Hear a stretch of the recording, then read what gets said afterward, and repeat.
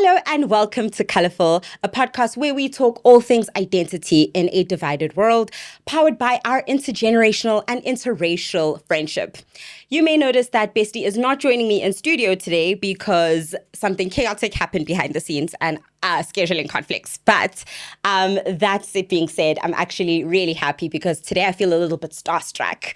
I am sitting across from a man who needs no introduction, and to read out his bio would defeat the whole purpose. All I can say is he has been an instrumental figure in the fabric of business and leadership in South Africa.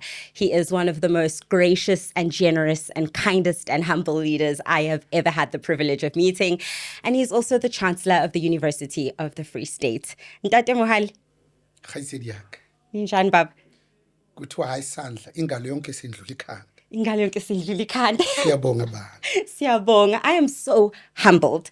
Thank you so much for taking the time to come speak on my platform today and share stories with me and talk about your latest book, Coming In From the Cold. I know that I've said this and I think my viewers are probably going to see I'm trying not to papa kakulu. I'm trying to be very, very demure because I'm trying to hold the weight of what you mean to people like me and to so many other young and elder South Africans. So thank you so much. In fact, I'm a fan. So I'm the one that's touched, humbled, and honored because I follow the amazing work that you do and the spaces that you hold. And for that, that's why I wouldn't miss it for anything. I want to see, you know that this is being recorded, right? So there's a video evidence, everybody. I'm not coercing him to say the stuff. He's saying it of his free will. Out of my own free will, absolutely. So if that introduction was anything to go by, I'm absolutely blushing. And when an African man blushes, he turns navy blue. Oh, wow. Not only that, but Prof, you have the best sense of humor I think I've ever met. I came in here rushing, clearly dysregulated, and you immediately made me relax and laugh. I know that you use humor so much, but you balance that out with your really emotive storytelling. The first time I ever heard you speak, you posed the question, if this is your land, where are your stories? What does the power of storytelling mean to you? You seem to take everyone on a journey from a simple conversation.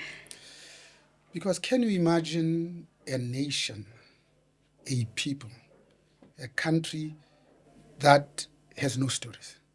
But worse, can you imagine a country, a people that have stories but don't tell it?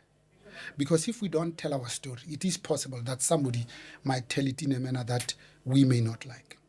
So the reason why I find myself in a position where now I'm called the best-selling author, from the author of the best-selling book, Lift As You Rise, and the author of the best-selling book, Behold the Turtle, to now my third book, Coming In From the Cold.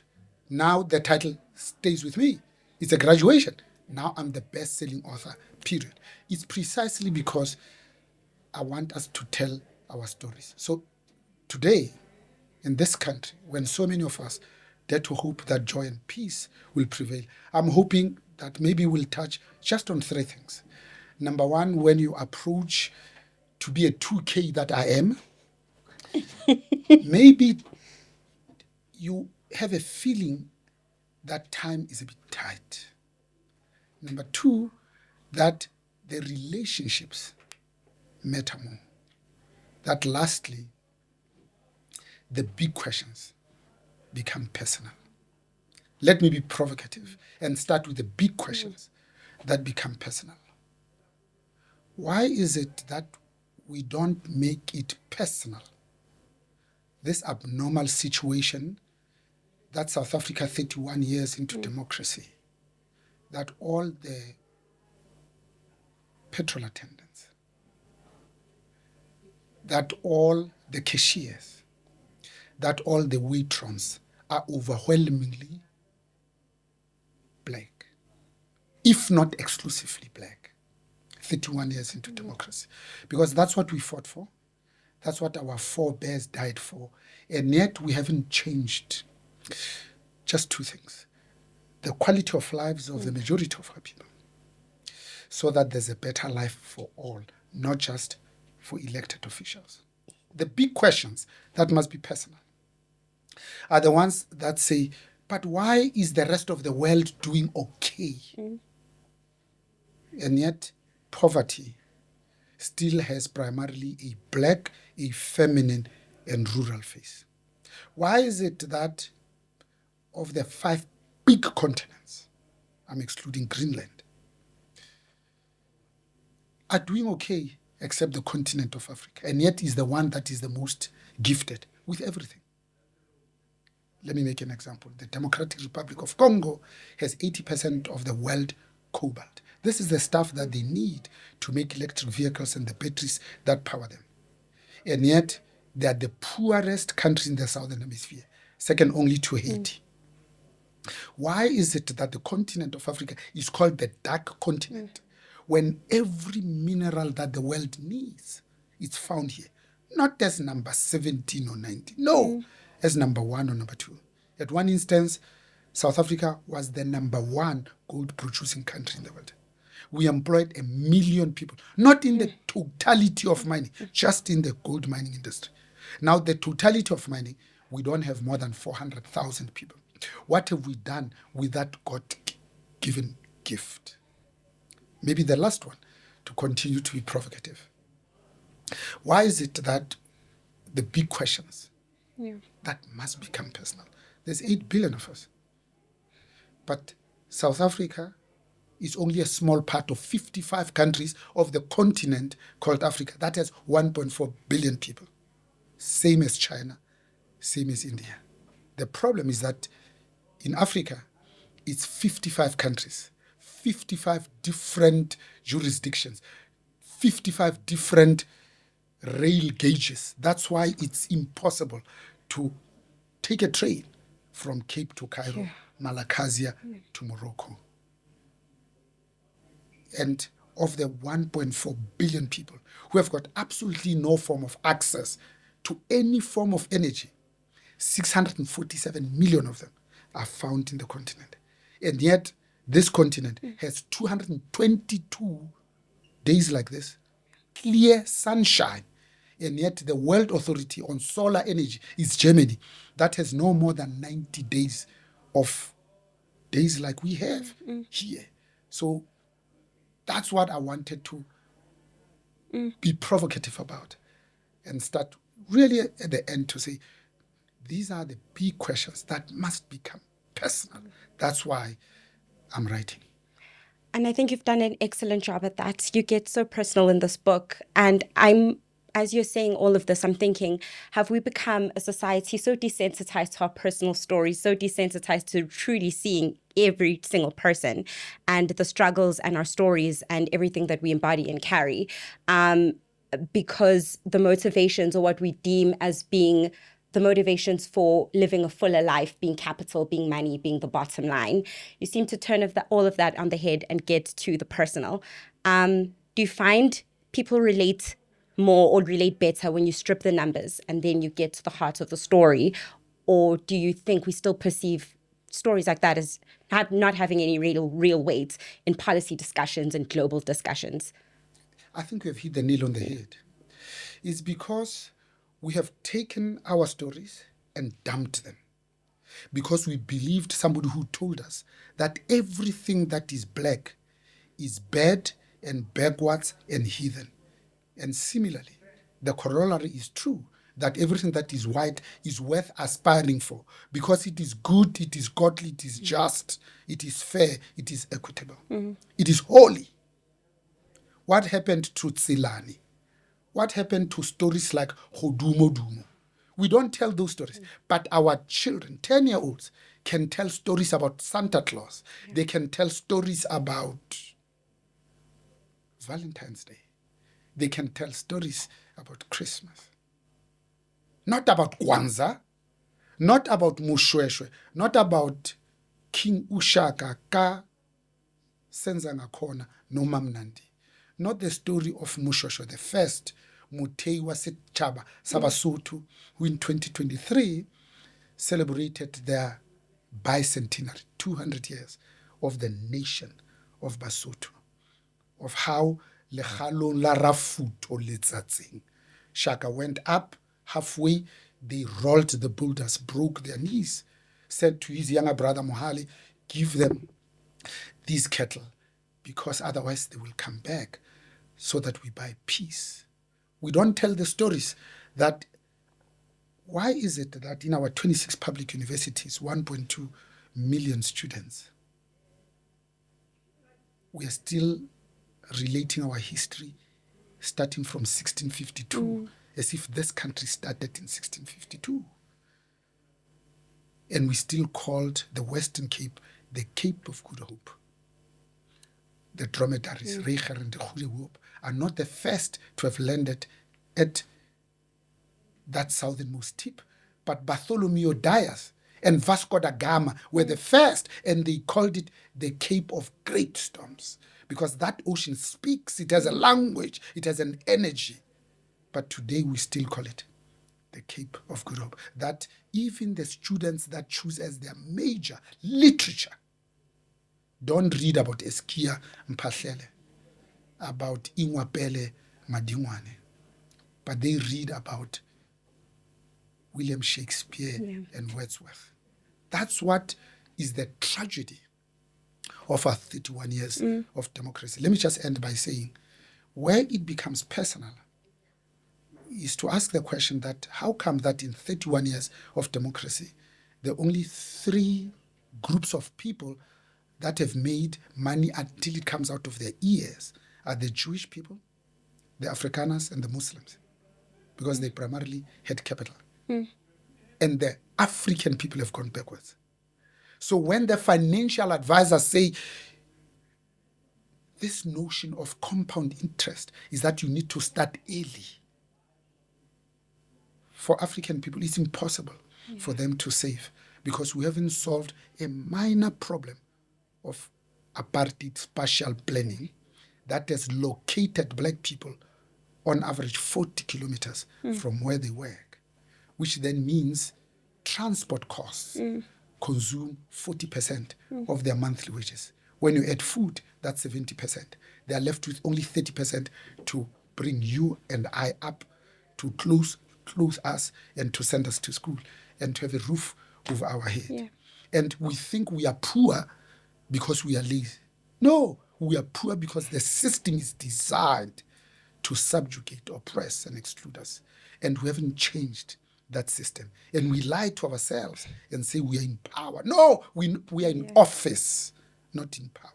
Because we are still going to the DA and asking them for permission whether we can keep the broad-based Black Economic Empowerment Act. We're still asking them for permission whether we can implement land expropriation without compensation. And yet, the 1913 Land Act was the 10th land expropriation without compensation against African people. Now, to reclaim our land, it's a problem. Now we have to go and ask for somebody for permission. And this is where it finds meaning, that the people on whose behalf the freedom was obtained, even when we say, now we have a flag and the national anthem, look at this amazing hymn of Enoch Sontonga, Nkosi Sikelele Africa, which we call the healing song, consists of 3 parts. The African component of it talks about peace. The English component and the Afrikaans component of it talks about land. And it ends with a sentence, in this South Africa, the land of our fathers, knowing that for Africans at best, land is aspirational. So you can see that we're not thinking deeply and profoundly and using the instruments of power, the leverage, the agency that we have to change the material conditions of our own people. Because otherwise, how do we explain to our children that if wealth is the inevitable outcome of both hard work and enterprise, then every woman in Africa should be a dollar billionaire? And I think I know that you're passionate about having intergenerational discussions. And as every time I speak to you, listen to you, or as I've read your book, I must admit something, since we are going to the personal of the story. Not only did I feel enlightened, but there was a sense of me of shame that I didn't know some of the stuff that you were telling me. I listened to you tell a story about how Victoria Falls got its name, and I didn't think to question things like that. It just becomes the status quo. And as someone who was born in a free South Africa and looking at my generation and how we view the issues surrounding our communities and our lives, I'm wondering if we're becoming more detached from the essence of our stories and being African, where we come from. I can't say with great intentionality that I've traced my lineage back, as I saw in your family tree, where it comes from. And so I felt overwhelmed by a sense of shame. But I think it's also a product of the environment that we operate in. I think it's a product of many things. I think it's a product of maybe not even having discussions across generations, or the things that we're taught to aspire to, the youth, is get a job as well, secure, because of the socioeconomic conditions that we face. And so I want to know, with being in the season of wisdom for you, how can we start to be intentional about our history? How do we start also making young people want to see themselves in these stories and want to get that information the same way we do for Shakespeare, the same way we do in movies? It's so pervasive, Western culture.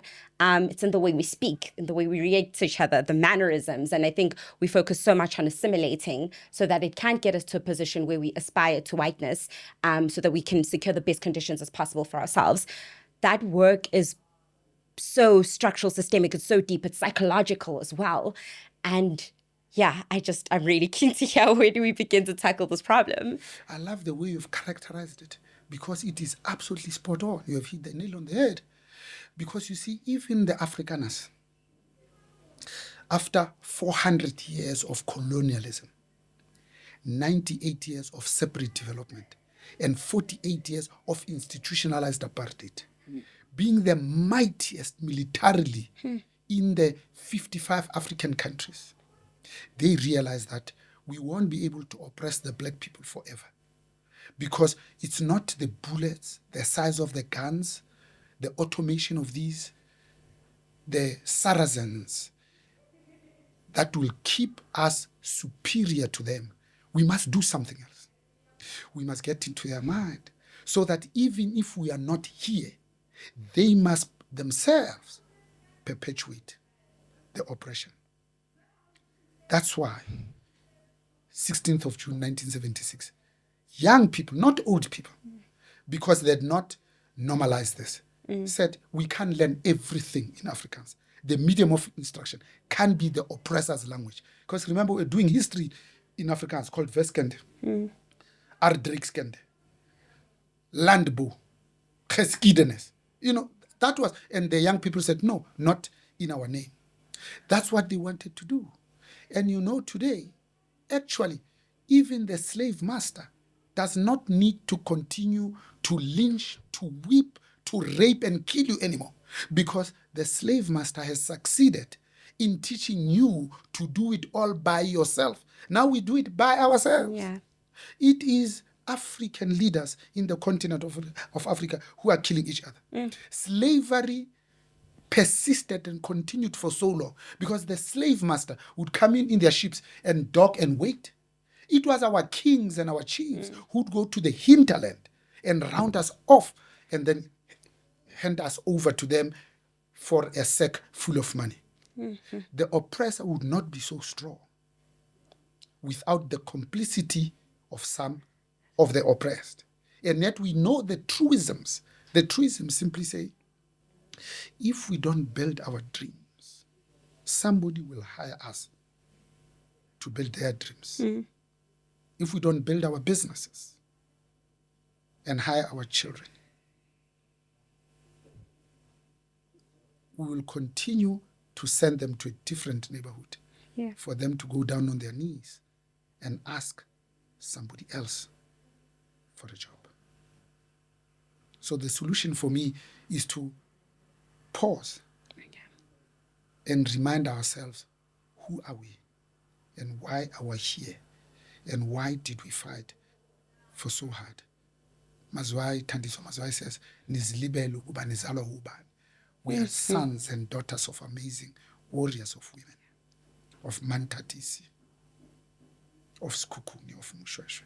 We have forgotten, because we have forgotten to tell our stories. People who call ourselves our leaders, they've forgotten that there's a golden thread that runs from 1912, when the ANC was formed, to the 27th of June 1955 in Cape Town, in the Freedom Charter, 10 principles. The 9th principle says, and the land shall belong to those who work it. Right up until to us now, the 27th of April, when we became free to usher in Rolihlahla Nelson Mandela as our first democratically elected president in 1994, inaugurated on the 10th of May. That golden thread simply says, we really wanted just two things: to improve the quality of lives of the majority of our people, on the one hand, and on the other, a better life for all, not just for elected officials.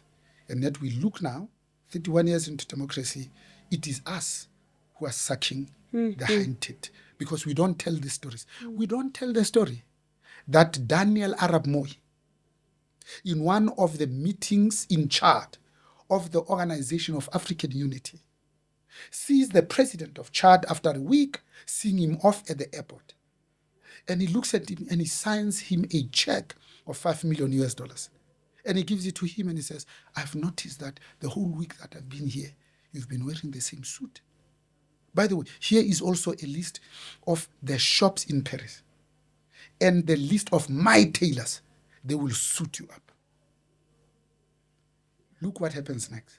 The president of Chad looks for his central bank, the governor of the Reserve Bank, and says, here's the $5 million US.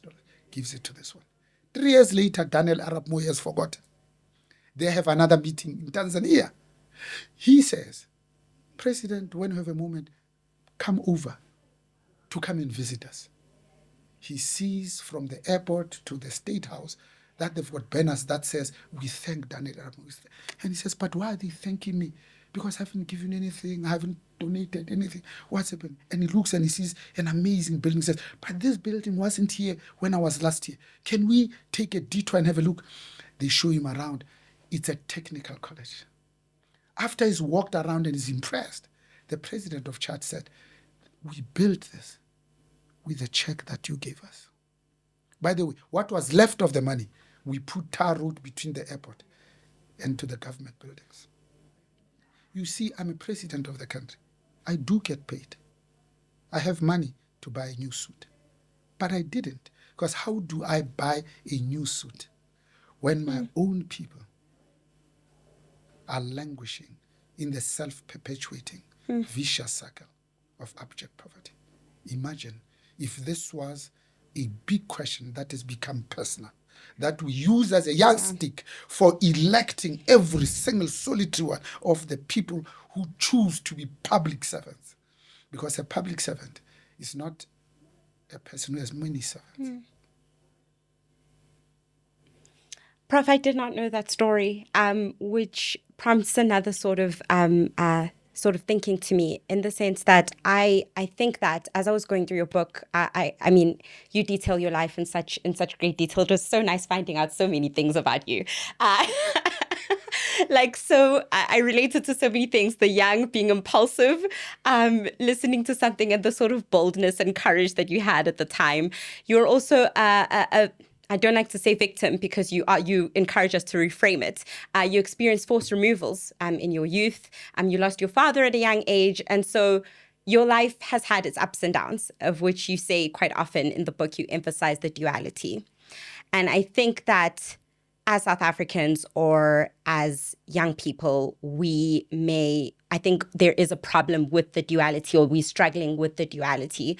We had legendary and amazing people like you. We have the other generation who fought for our liberation, and we're told that this is such an incredible space for us to grow. We have more opportunity than ever.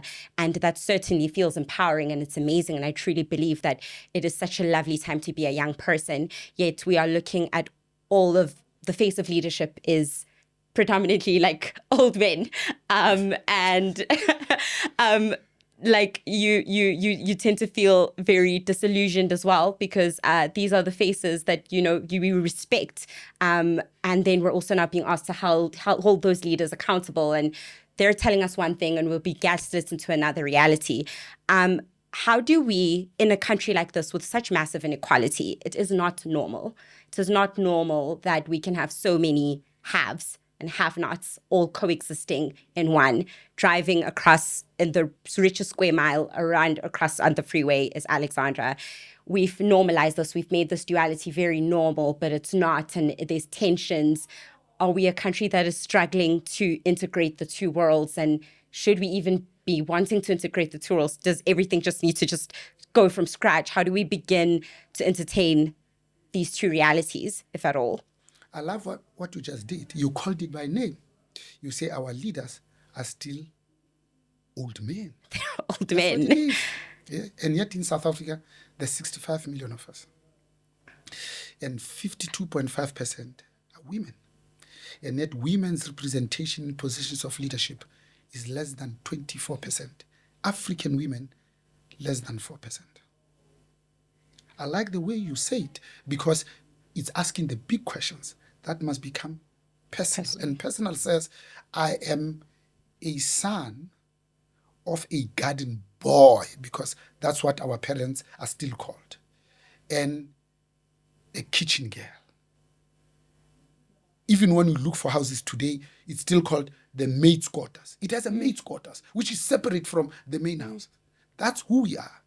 To say, what have we done in 31 years to shift that narrative, that all the garden boys and all the maids are black? 31 years into democracy. And yet we know, if we are here, we start with the end in mind. We're not asking for 39 things. No, we're asking for a few things. And those things are the following. That number one, we have learned from what has happened to the rest of the continent that corruption erodes not just trust, but it robs our children of their future. So the first thing that we need to root out and defeat is state capture. Because in the first 5 years, the people who call themselves our leaders stole 1.5 trillion South African rands. Root out and defeat state capture. Number two, it's about finishing the unfinished work of transformation without asking the DA for permission to go ahead with it. Because this economy must look like us. Not where it's normal that all the workers are black and all the supervisors are white. And we don't see anything wrong with it. Because it's manifestly in businesses' interest that when you have 65 million people, all of them with the ability to pay, that's your market.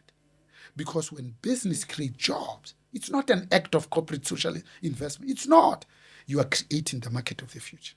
So this economy must look like us. Number three is about asking for ethical leadership. Because our grandparents taught us that ethics is what you do when nobody's watching, not what you say when nobody's watching. Ethics is how your grandmother brought you up to say, don't play next to other children. Play with other children. Wash your hands before you eat. If somebody takes you out to a restaurant and they're going to pay, please don't choose the most expensive thing on the menu. And they say, if you go out as friends and you are going to eat, at least pay your portion of the bill.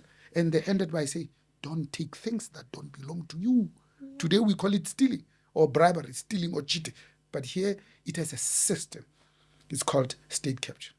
Number four, it's about asking for good governance. Because cooperative governance is the separation of ownership from control. But you see, good governance is prescribed. Good governance does not steal from the mouths of the babies, the sick and the dying, like we witnessed during COVID. Now laid bare during the Madlanga Commission, that who is guarding the guards when the most corrupt are the cops? Those are the ones who are paying R1 million a month, every month, to the National Deputy National Police Commission, a month every month. If you were to put 20,000 rand into account today, the bank will ask you proof of funds. But these people are able to withdraw 1 million a month every month over years, and then we don't ask. So it's good governance. The penultimate one is about service delivery, because that's the job description of the politicians. You see, if I choose to be a public servant, I forgo the Bentley. The Toyota test is good enough for me. That's the choice I've made, intentionally, deliberately, consciously, purposefully. I can't want both because I serve the public. If I say public protector, the definition is in the name. Who is she protecting? The public. So if I say I'm a public servant, who am I serving? The public. And then for me, the last one is this notion of law and order, safety and security. Because we must feel safe in our own country. We must feel safe in our own homes. Unfortunately, South Africans don't. No. You get worried even where I was sitting to put your cell phone here, put it on speaker, eat your popcorns and speak on it. Because somebody might just walk and not run away and just take it and walk off with it. What will you do? Because now we know where the police's attention is. It's not on you and I. It's on self.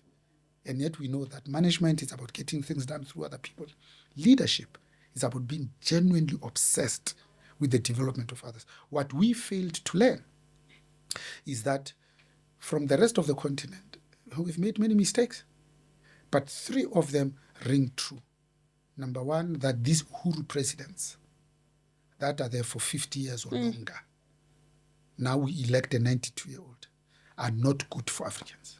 The second thing we've learned is that even the good guys left on their own for far too long eventually become the bad guys.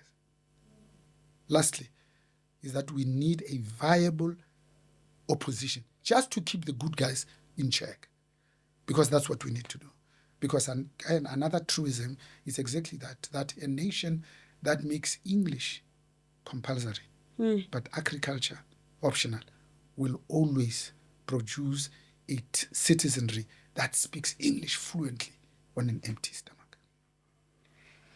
Prof, that's I would like to call that bars. That's some bars. It means you've just dropped some provocative thoughts there for us. I want to ask about these leaders or leaders. As you rightly said, I said that they're old men. Leadership looks old and male. I want to sort of ask, what are some of the motivations, or at least I always try to put myself in people's shoes. And we look at things happen and we're looking at the Madlanga Commission and we're asking ourselves, how can things get like this? But it seems very abstract, right? We look and we watch and we're horrified.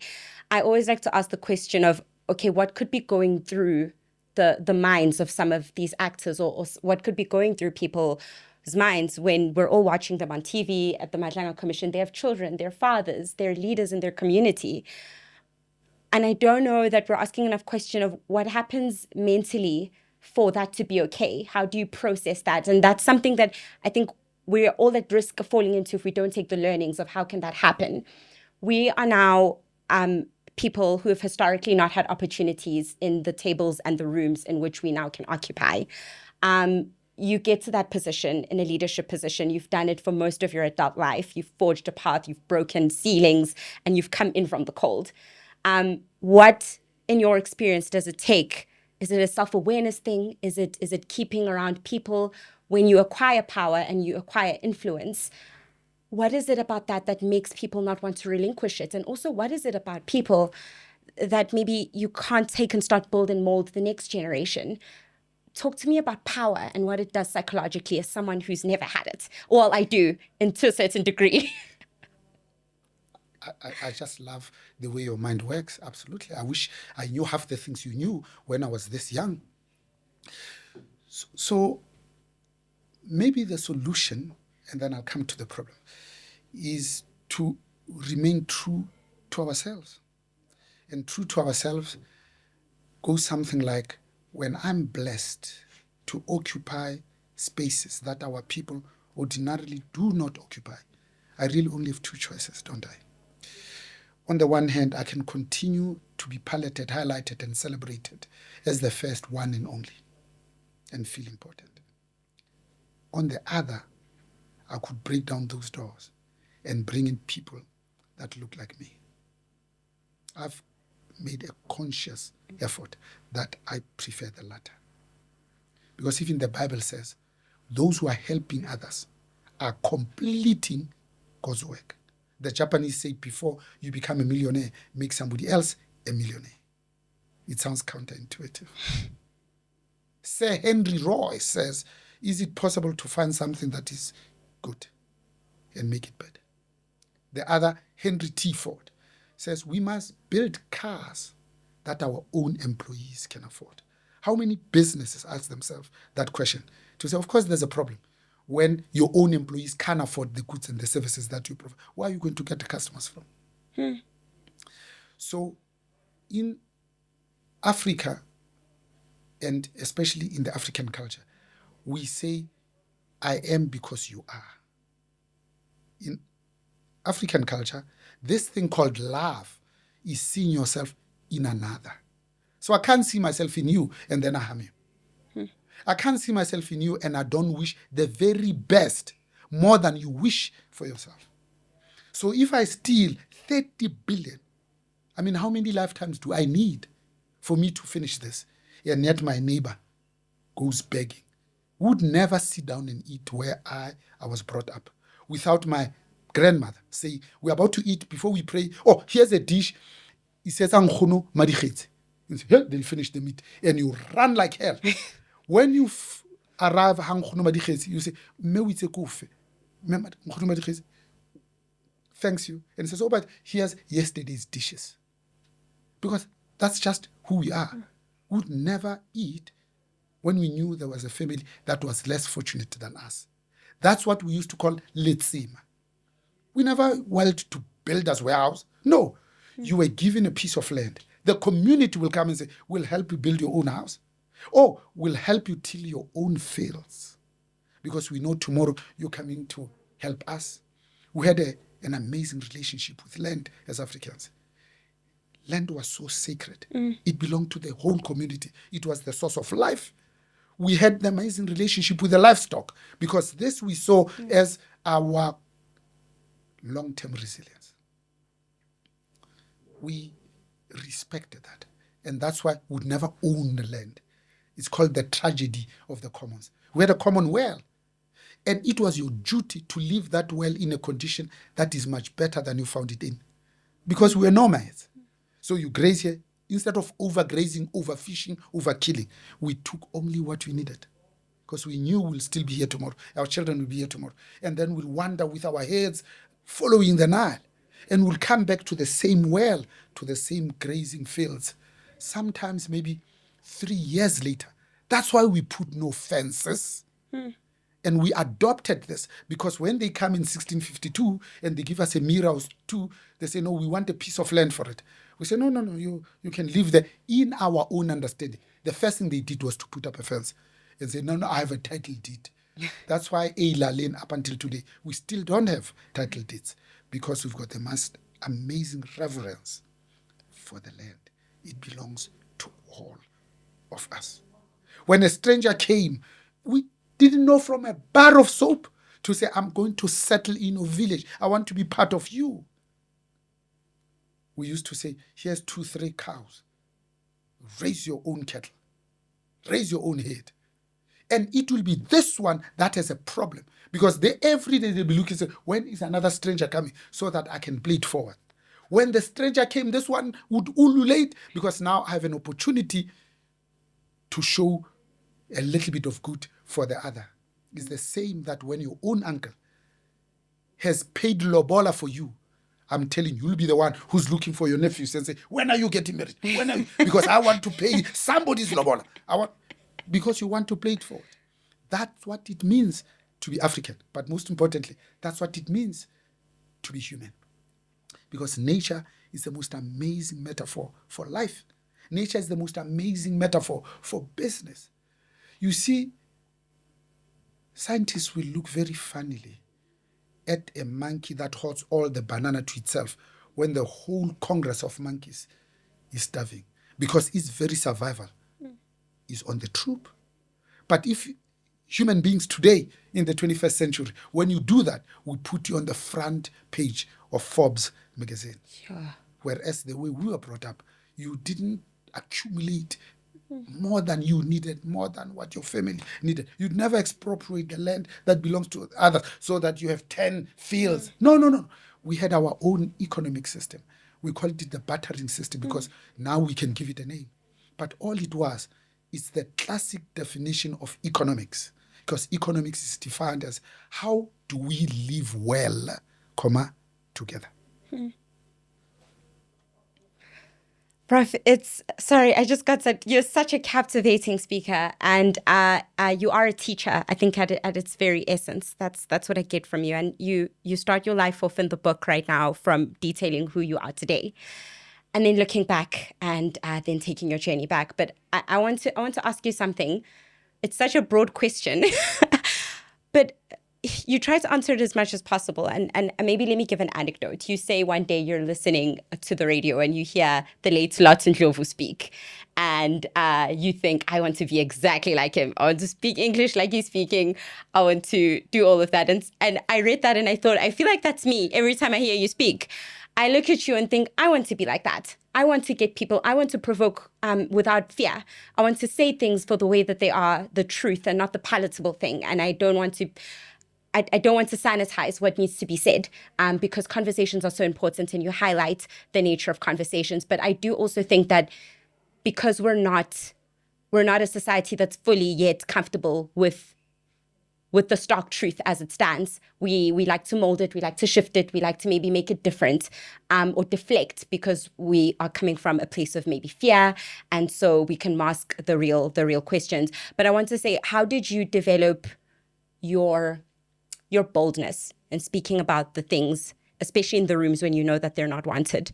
I mean, I remember watching you speak in a room full of a diverse group of people, but there was white men there, there was white women there, they were in business. And I thought to myself, I speak about it often on this podcast, and I think, sometimes I think I have to really watch what I say. I don't want to get blacklisted by corporate South Africa. I don't want brands to not work with me. I don't want to be seen as divisive. I want to be seen as welcoming and inclusive. But it also takes a bravery to speak the thing that people aren't willing to speak. And so that's what I think when I look at you. I want to be like that. But how did you acquire that? I think all of us are a sum total of our experiences. We're not just one thing. We are the products of the amazing warriors of women that we've engaged, interacted, and interfaced with. I look up to people like Professor Lumkile Wiseman Nkohlo, Dr. Ruel Jethro Mbambai Khoza. I look at the late Maduke Lotendlof. They spoke truth to power without any fear of retributions or reprisals. And those are the people I look up to. Those are the people who brought us up. But also because I've had the most amazing opportunity. I've been blessed with truly amazing opportunities. I've run probably more than 5 multinational companies. I learned that truth, like quality, like safety, it's not negotiable. Put differently, safety, like quality, is the truth. If it sounds confusing, God is love. Therefore, love is God. So the two must be used interchangeably. You can't call yourself human without worrying about the well-being of other human beings. You can't call yourself a leader until and unless you have accepted that you are going to plow into other human beings. Because, as I said, leadership is about being genuinely obsessed with the development, not of self, but of others.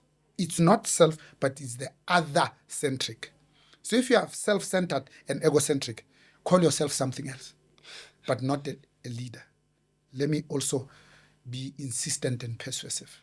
In fact, this notion called leadership cannot be anything else but ethical.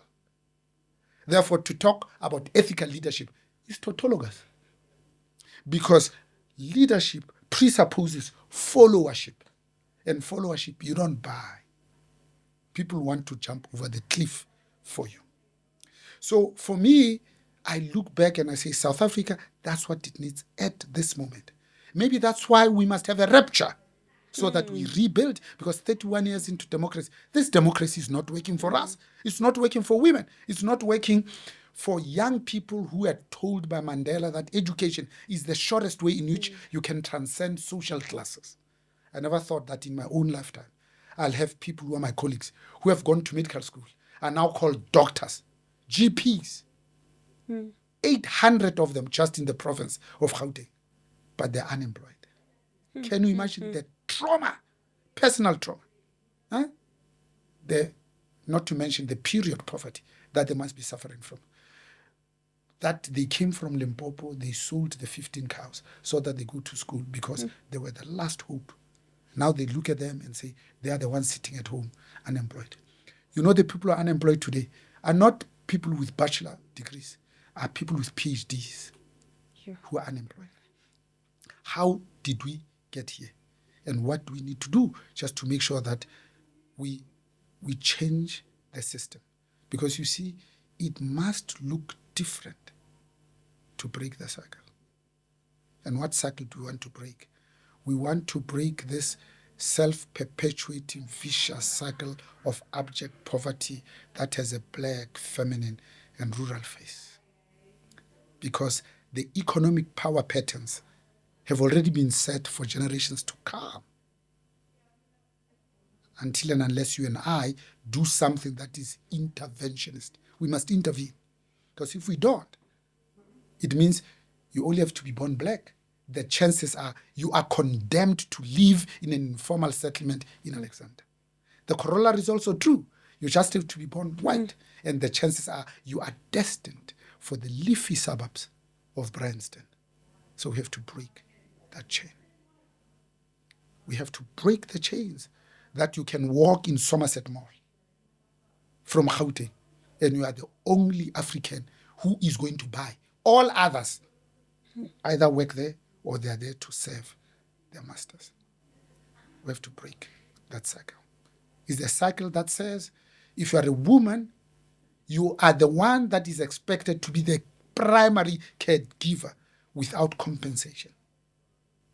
That as leaders, instead of talking about gender equality and pay parity, how about we went to our human resource department on Monday and we said to the head of human resources, can you print for me a spreadsheet of how we pay women compared to men for work of equal value? Because we know a simple truism that when you put a smartphone in the hands of a woman, not only does their nutrition, health, and education of their own children improve, but of the entire society and community from which they come. In fact, COVID-19 was an excellent teacher of this because of the 198 countries affected and infected by this 1 in 100-year virus. 8 of those countries dealt better with the virus than all others put together. And all 8 of them had women as their heads of state. It was New Zealand and its 5 million people.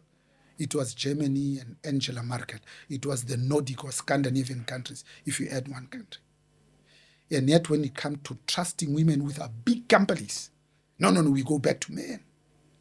The stumbling block, it's not women. There's nothing wrong with women. The problem is always with men. Why don't we bring down the concrete ceiling? Because companies that are led by women is a Harvard business case classic. That those companies command higher multiples upon exit. They are more profitable. They're the best companies to work for. Is the companies where their employees feel needed and wanted, feel free to speak their mind without any fear of retributions or reprisals. And it's the companies where they have more fun. But do we trust women with our bigger, more profitable companies? The answer is we still have a long way to go. And you're saying that, and it's psychological, like we just think, what is it about prejudice and thinking that the way is a certain way? Because I think that one of the most difficult things for me when I entered the working world was I recognized very quickly that empathy and sensitivity are not values that are appreciated. And so I felt very much pressured to turn my femininity, or the way in which I'm naturally like more soft and engaging and love human beings. I felt pressure to turn that down, and I felt as though the environment was not good for me to nurture those qualities and that be good. And I feel like culture change is one of the most difficult things to execute. And you have been the leader of so many multinational companies, and now the Chancellor of the University of Free State, which, if you look at the history, is quite a different present than it was back then. I mean, it's 132 years old, I think, right now. So what can we do for culture change to be able to embody all of these inclusive views, to be able to have an open mind about what leadership may look like? Maybe it looks a little bit like more softer. Maybe it looks a different way, but not very masculine and patriarchal. How do we effect true culture change in a way that we value all cultures and all perspectives? Sure. Again, the nail on the head. Isn't it amazing that even at the University of the Free State, we're still struggling with this? Because 121-year-old institution, we only had our first woman vice-chancellor for the first time last year, 2025. Professor Klopper, we stole her from the University of Stellenbosch. Because sometimes it's good to steal unashamedly. But I'm the 8th chancellor of a university that this year is 122 years old, 8th chancellor, which means there were only 7 before me. So you see, we still have a lot of work to do. But we still have a lot of work to do because these institutions are still very foreign to most Africans, especially to that little girl who comes from Limpopo, who comes to the University of the Free and maybe sees a flushing toilet for the first time. Because in 31 years of democracy, we have not totally eliminated the pit latrines. We haven't. So what we are struggling with at the university, and I'll bring it to the country in a moment, is how can we bring about this notion of social justice in the assessment of merit? How can we bring this notion of inclusive academic excellence? How can we bring about contextual academic freedom that speaks to our issues? How can we bring about public ownership of these universities where the public are both the beneficiaries but also the owners to define, describe, and shape it in their own image? Simple things like, can the public come into the university over the weekend and have their wedding photos? Because universities have better gardens. But no, the guards will keep them out. Yeah, and council will say, wow, Prof, that's unorthodox. Yes, absolutely. Is it possible that these universities, when our students go to their dormitories and their residences at 6, 7 in the evenings, and they go to the libraries, the classrooms are empty? That's when adult basic education training starts, because it's already a place of significance and a place of university. But most importantly, can these universities find a long-lasting funding model that excludes the majority of our students? Just because you chose poor parents, then it means now you can go to university. A piece of work was done in 2022 by the CSIR, that of the 1.2 million students in our 26 public universities, that all would need 50 billion to educate on a fee-free basis. But if we looked at only those that qualify, combined household income of 300,000 or less would need 20 billion. But there's still a smaller problem. It's called historical debt. In 2022, they pegged that amount at 16.5 billion, 9.2 billion of which is irrecoverable. Same year, 100,000 students completed their studies but couldn't graduate because they were owing money to the universities. They went and swelled the numbers of the unemployed. And yet, we had more than 400 companies listed on the Johannesburg Securities Exchange. We had 1.5 million called small and medium enterprises, earning 300 million or more. We had 80 companies that hold securities in the 60 private equity firms. All of those put together, 98% of them had what is called corporate social investment. 100% of them had 4 focus areas. One of them was education. Now imagine if we pooled our resources and we created a historical debt fund, and each company put a measly 1 million rand into that fund. You know, not in 31 years of democracy, in 1 year, would have wiped off the entire 16.5 billion to allow our young leaders to reclaim their self-worth and their self-respect. That's the job of business, conscientious, patriotic business, not of politicians.